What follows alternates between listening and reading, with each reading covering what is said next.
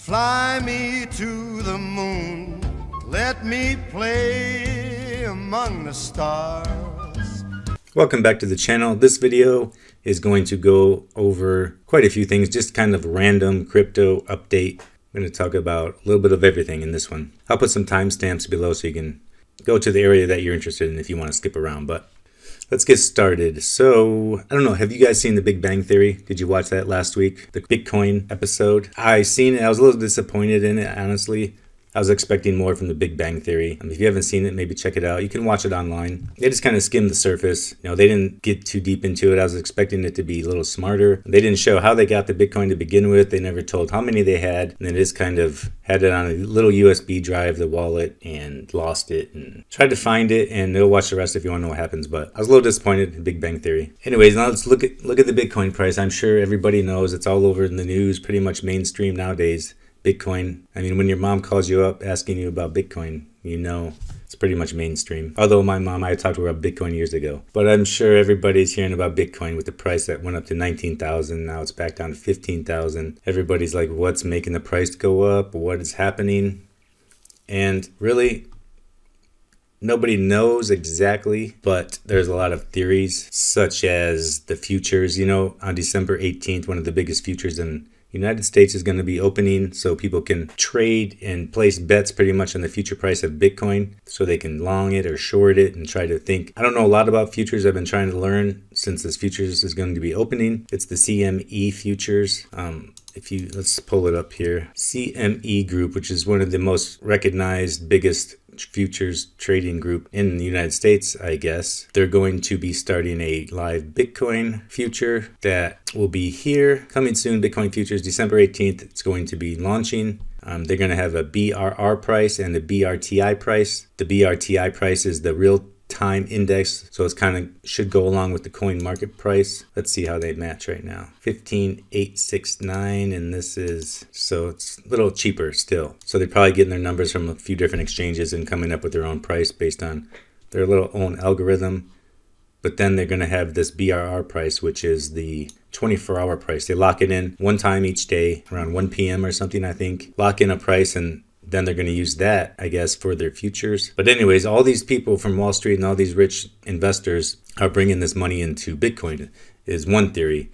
So they're probably trying to see how they can affect the market, because if you can affect the price of Bitcoin, you can make a lot of money on the futures. Like if you come and buy a bunch of Bitcoin, raise the price up, when you know you invested on the price going up on the futures, then, you know, plus, you know, it's not regulated. So, well, the futures are regulated, but the price of Bitcoin is not regulated. So if they can manipulate the price of Bitcoin, then I can see them trying to make a lot of money, because we know greed conquers all.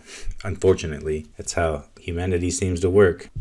Can't control the power and the money. But so that's one theory. Then just everyone, I just think by the getting more popular, more people want to buy Bitcoin. So the general public is trying to rush in.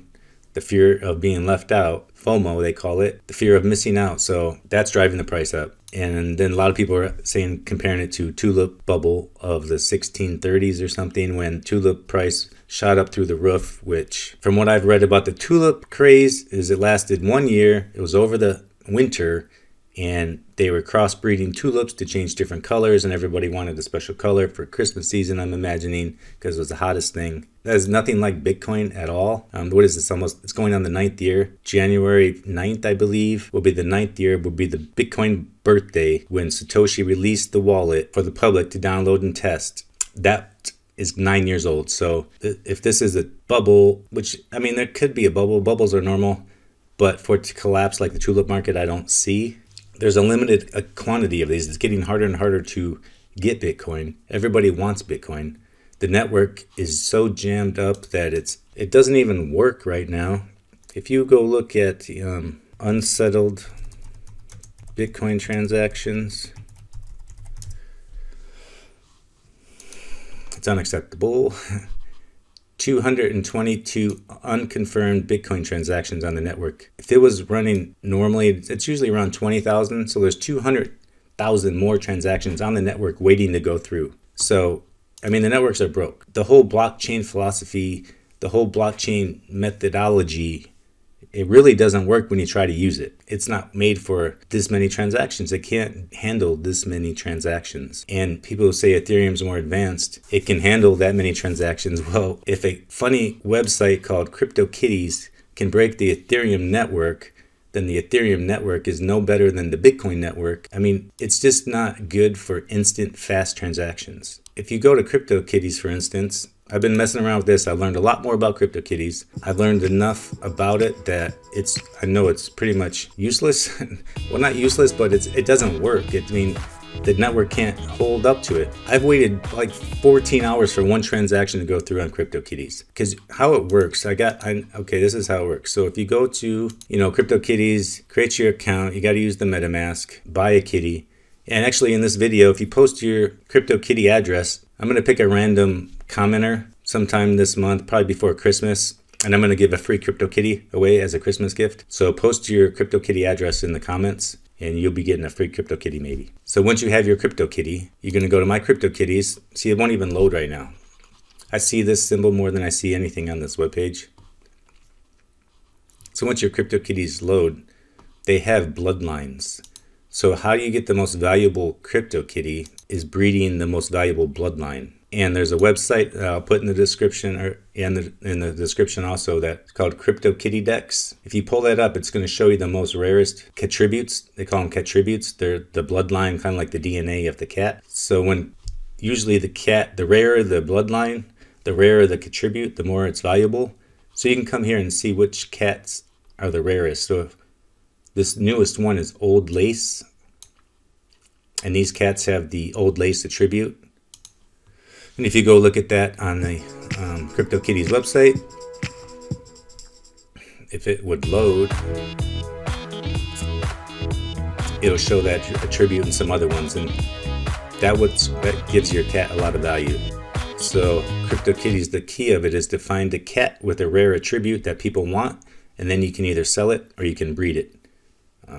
If you have a really rare attribute, you can make a lot of money breeding your cat, because people will pay Ether. Okay, it's loading. It's trying to load. People will pay Ether to breed your cat. Sometimes you make more than you would if... See, this is why it's useless. I mean, how are you going to use a service when it doesn't even work? This is the CryptoKitties website, won't even load.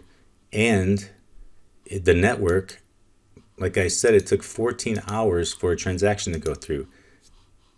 Every time you try to breed your cat, buy a cat or anything, you got to pay a little bit of Ether. When you breed your own cats, it usually costs around a few dollars. Now the price of Ether is going up to like $8 just to breed your own cats, which is really ridiculous, I think.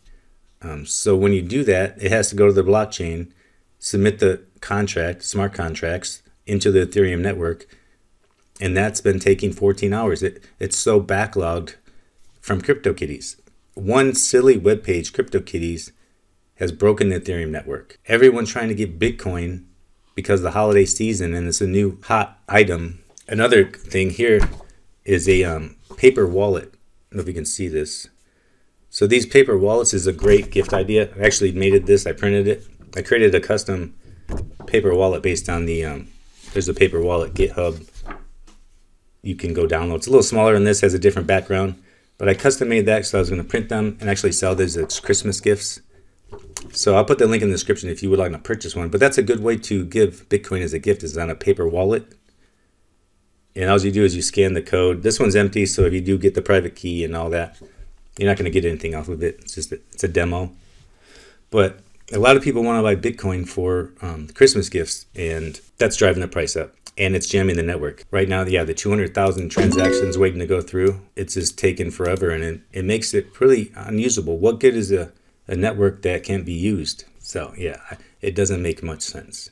It's frustrating, and it's hard to do anything. So in the CryptoKitties, if it does work, if they ever figure out the problem and get it working properly, and you do have a couple, you can breed them. You want to get the rarest bloodline. To get the most valuable CryptoKittie, go to the CryptoKittie Dex, find the rare bloodlines, these ones with the least amount of numbers.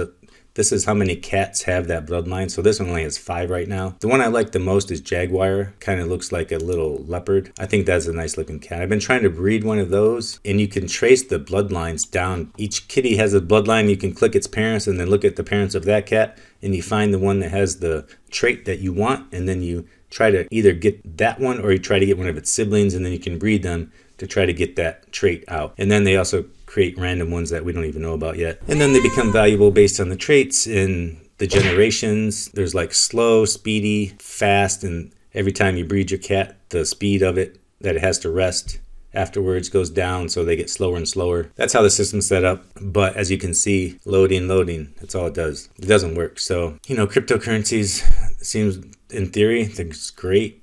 It seems like they work great until everyone tries to use them, and then they break. It's like the banking system. If everyone tried, you know, you deposit money into the bank every day, you go, you know, deposit your checks, build up a savings account. But if everybody tried to go withdraw the money from the bank at the same time, you know they wouldn't be able to do it. If everyone in the United States went to all the banks and withdraw their cash, you think they're going to be able to give you all the cash? They're going to be calling the government and asking for them to get more money from their printed reserve. The networks are kind of broken today. Ethereum's broken.